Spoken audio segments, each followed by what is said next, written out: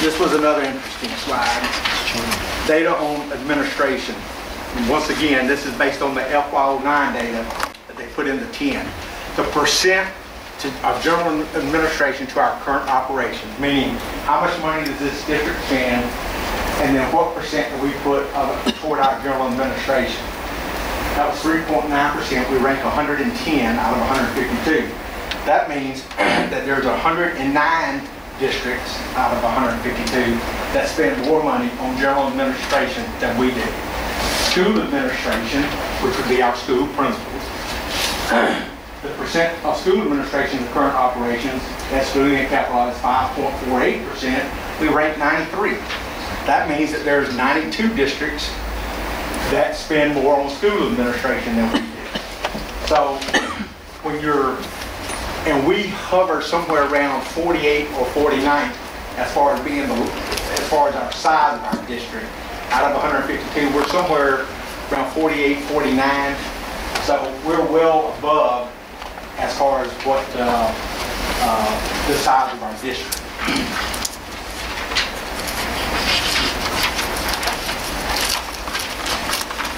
The administrative costs, they have a formula, and that formula is percent of district administration in current operations.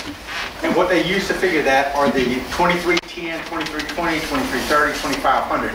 You'll see all this at the back of the presentation, what those numbers actually mean. But they look at all of those functions. 2500 is the business office.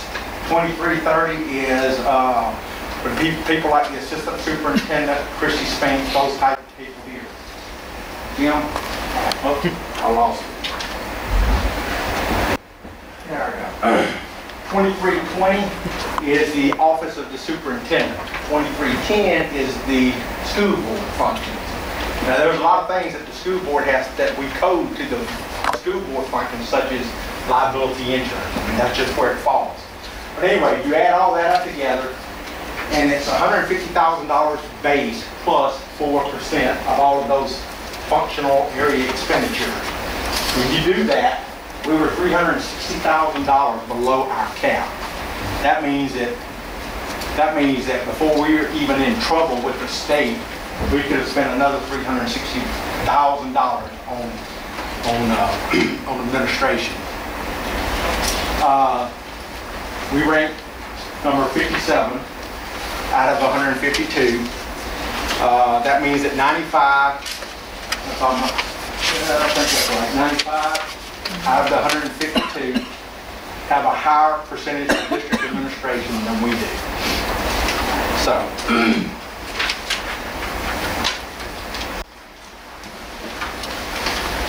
I'm on slide 14 if you're just following along, because some of these things are probably too small for y'all to read on the screen. Personnel cuts this year.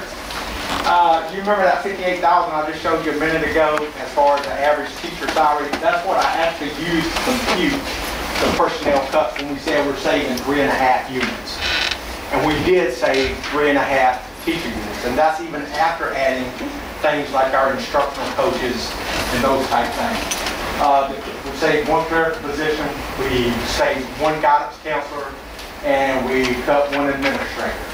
And then we were able to save additional money by transferring additional teachers into federal or state teaching positions, meaning that we have our funding still for one more year, so we were able to put some of our expenditures off into the federal side. The 4 teachers that we lost, or 5, was it 5? It's 5 teachers. It was like $400,000+. They were all like 40+ something years of experience. So they were at the top end. They were all, where I used $58,000, they were actually like 70, I think about 74,000 with benefits. And that $58,000 is with benefits, by the way. Part of the reason we were able to do this is where I said at the very beginning of this, I said we really did save money. These are real personnel cuts, and because we have a better grouping at our elementary schools, we were able to not have to hire as many, and I don't actually remember what grades they were in, but like, let me give you an example. We may have 4 first grade. We may have been set up where we had 4 first graders at each of the elementaries, and they may have all had like 93 kids apiece. Well, the fact when you get over 81 kids, you got to put a 4th teacher in. So let's say that you had the 93 teachers or whatever at each one, because they're grouped the way they are now, where we're down into 2 areas, where we're down to 2 schools with that. Instead of hiring 3 additional teachers, we could actually only hire 1 additional teacher, but we hired 2. So we're still saving a teacher unit by doing it this way, and that gives us a better grouping. The guidance counselor, we lost an administrator at the middle school. We lost a guidance counselor at the middle school, and we lost a clerical position at the middle school.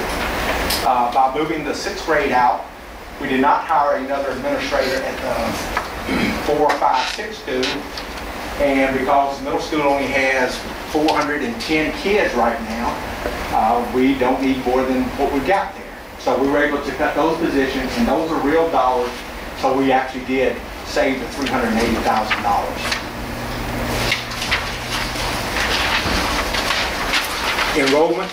These are projected enrollments. I think some of this has been updated. McCon, we're projecting about 645 kids. Reeves, 450. They were real close. Corals we had at 375. I don't think our student count is there yet. Middle school, I know as of today they were at 410. The high school about 925. And the other 20 when it says other and 20, that has to do with our self-contained SPED and those type of kids. So we have about 2,815 kids. Kind of like tell you where we are now and where we were back in pre-Katrina. And I talked a little about this last year. Pre-Katrina we were 3221. So we're down, when you look at it that way, we're down 406 kids. That 406 kids to this district, and this is what I started telling you earlier about a balancing act, about being financially stable and how you got to put all the pieces together to come up with something that everybody can live with. Those 406 kids, the base student cost was $49.01 this year. If you multiply that times 406 kids, you're talking about $1.989 million that we're not receiving from the state because we don't have those kids anymore. So, and when you think about it, when you're looking at the elementary schools and you think 406 students, that's like losing a whole elementary school. That's how much we're still down in our numbers. Now, the good news is to some of this is that our district implemented a tuition policy. So far, we have 35 tuition and 31 base. 35 tuition and 31 from the CD base. So we've increased 60 plus kids. Now that 60 plus kids will only, 30 something of them will give us tuition this year, which is going to be probably 20,000. But a year from now, when they figure it into that MAP formula, those 60 kids are going to produce basically what? 360,000. So it's a win-win for us a year from now. We don't get anything this year other than just what they're going to pay us, but next year it does figure in. This is just a projection. Unless something really happens, I just don't see, based on the numbers, where we're going to have a big influx of kids until something changes. Biggest thing is either something starts happening big time downtown, or the insurance rates have got to drop. Insurance is killing everybody south of I-10, and that's where that's what's happening. Is people are going north to I-10 because of the insurance, because of what they're paying. So right now, I don't feel like we can project any kind of real growth as far as just, I mean, we don't have the growth right now that we would hope for. This is the demographics of our district as far as black, white, Hispanic, Asian, male, female. I'm just going to leave that. You can look at it. You can just see what our district is made up of. You can also tell that because a lot of grants are competitive, because federal money is based on free and reduced, those type things. Obviously, Long Beach is we don't qualify for as much as a lot of the probably mainly in the Delta is where the biggest poverty as far as state of Mississippi is concerned. But you know, it's hard for us to be competitive with a grant based on our racial makeup, based on our socioeconomic status, and so just thought I'd throw that in and let you see it. These are just enrollments for Harper McCon. Obviously, FY11 is going to be skewed, but you can see back from FY05 we have 519. We're back up to 645, but that's because of the new grade structure. FY11 is going to be somewhat skewed at the 3 elementaries and the middle school, simply because of what you're trying to compare it to from then. What's interesting though is, back when Miss Hamilton was at Harper McCon, I can remember her having 650 kids at that one elementary school. And we were putting them in every crack we had at the old Harper McCon school. I'm just going to go through these real quick. You'll see Reeves, even by changing the structure, we end up with about the same number of kids that we had there. Quarles looks like it's going to probably be down in numbers. A lot of this has to do with where the district lines are now. The middle school, like I said, we're down from 600 and something, but we took a whole grade out of there. So that's the biggest reason on that one.